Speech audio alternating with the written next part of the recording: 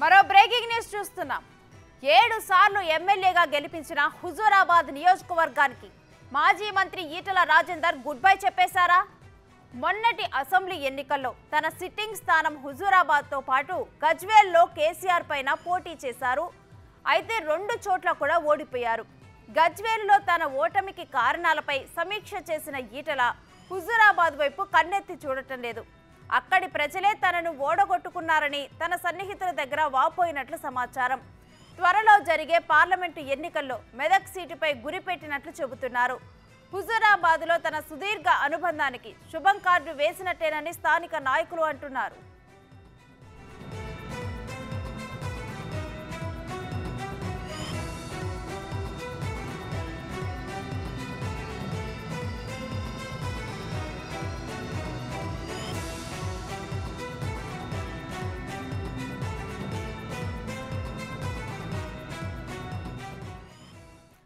ఇక హుజూరాబాద్ లో ఈటల రాజేందర్ పరిస్థితి ఏంటి అనేది కూడా మా ప్రతినిధి శ్రీనివాస్ లైవ్ లో అడిగి తెలుసుకుందాం. శ్రీనివాస్.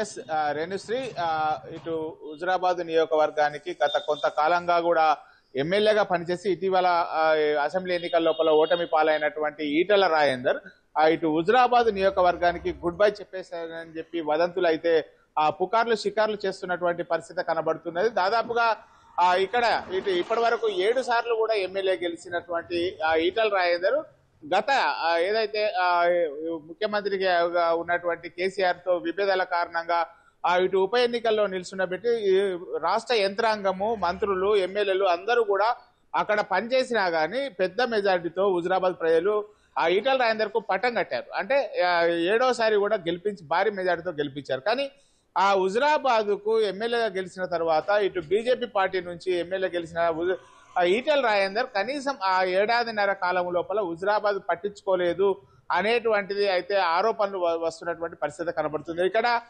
బీఆర్ఎస్ ప్రభుత్వం పెద్ద ఎత్తున కూడా ఉప ఎన్నికల లోపల హామీలు ఇవ్వడం జరిగింది. ఆ హామీలు ఏదైతే నెరవేరడానికి కూడా ఇటు ఈటల రాజేందర్ కనీసం కృషి చేయలేదు అని చెప్పి కోపంతో ఉన్నటువంటి ఇటు హుజూరాబాద్ నియోజకవర్గ ప్రజలు ఈసారి చిరకాల ప్రత్యర్థి ఈటల రాజేందర్ కు చిరకాల ప్రత్యర్థిగా ఉన్నటువంటి కౌశిక్ రెడ్డి చేతిలో ఇక్కడ ఘోర ఓటమి పాలు అవడం కూడా జరిగింది. దీంతో పాటుగా ఇటు ఈసారి ఎన్నికల లోపల ముఖ్యమంత్రితో పైన పోటీ చేస్తానని చెప్పినటువంటి ఈటల రాజేందర్ అటు గజ్వేల్ తో పాటుగా ఇటు హుజూరాబాద్ లో 2 చోట్ల కూడా పోటీ చేసి 2 చోట్ల కూడా ఓటమి పాలయ్యారు.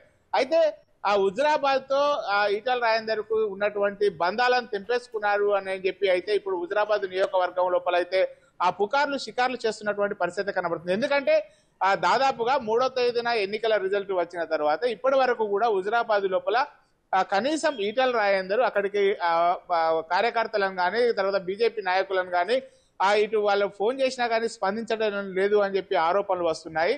అయితే ఇక్కడ కనీసం 2 చోట్ల ఓటమి పాలైన తర్వాత గజ్వేల్ లోపల తన ఓటమి పైన రివ్యూ మీటింగ్ కూడా ఏర్పాటు చేసుకోవడం కూడా జరిగింది. అక్కడ కార్యకర్తలను పెద్ద ఎత్తున పిలిచి గజ్వేల్ లోపల ముఖ్యమంత్రి పైన ఓడిపోయినటువంటి సందర్భం గురించి ఆరా తీసినారు. కానీ హుజూరాబాద్ నియోజకవర్గం లోపల మాత్రం ఇప్పటి వరకు హుజూరాబాద్ నియోజకవర్గాలు ప్రజలు నన్ను ఓడగొట్టుకున్నారు, గత ఎన్నికల లోపల నన్ను చంపుకుంటారో సాదుకుంటారో అనేటువంటి ఒక నినాదంతోని ఇటు ఈటల రాజేందర్ అక్కడ గెలుపొందినటువంటి పరిస్థితి లోపల ఈసారి హుజూరాబాద్ నియోజకవర్గం లోపల ప్రజలు నన్ను ఓడగొట్టారనేటువంటి దానిపైన ఇటు ఈటల రాజేందర్ ప్రజల మీద గుర్రుగా ఉన్నట్టుగా తెలుస్తుంది. అంటే ఖచ్చితంగా తనను గెలిపిస్తారు హుజూరాబాద్ నియోజకవర్గ ప్రజలు. గత 7 సార్లు కూడా తనను హక్కున చేర్చుకున్నారు. ఈసారి తను ప్రచారం చేయకున్నా గానీ అక్కడ ప్రజలు గెలిపిస్తారని చెప్పి ఒక అంటే అత్యుత్సాహంతో ఈటల రాజేందర్ గజ్వేల్ లోపల పోటీ చేయడం కూడా జరిగింది. ఆ గజ్వేల్ లోపల పోటీ చేసినటువంటి క్రమం లోపల ఇటు గజ్వేల్ లోపల హుజూరాబాద్ లోపల 2 చోట్ల కూడా ఓటమి పాలైనటువంటి పరిస్థితి లోపల ఇప్పుడు ఈటల రాజేందర్ హుజూరాబాద్ ప్రజల వైపు కన్నెత్తి చూడలేకపోవడము, ఇక్కడ కనీసం తన ఓటమి కారణాలు తెలియజేయకపోవడము, వచ్చే ఎన్నికల లోపల ఇటు మెదక్ ఎంపీ సీటు నుంచి ఇటు మెదక్ నుంచి ఎంపీగా నిలబడేటువంటి అవకాశాలు ఉన్నట్టుగా పుకార్లు ఉన్నటువంటి నేపథ్యం లోపల హుజూరాబాద్ నియోజకవర్గ ప్రజలైతే ఈటల రాజేందర్ పైన గుర్రుగా ఉన్నటువంటి పరిస్థితి కనబడుతుంది. కనీసం ఇక్కడ రివ్యూ రాకపోవడం, ఓటమి తర్వాత హుజూరాబాద్ లోపల అడుగు పెట్టకపోవడం అయితే హుజూరాబాద్ ప్రజలు జీర్ణించలేని పరిస్థితి కనబడుతుంది. Right, thank you Srinivas.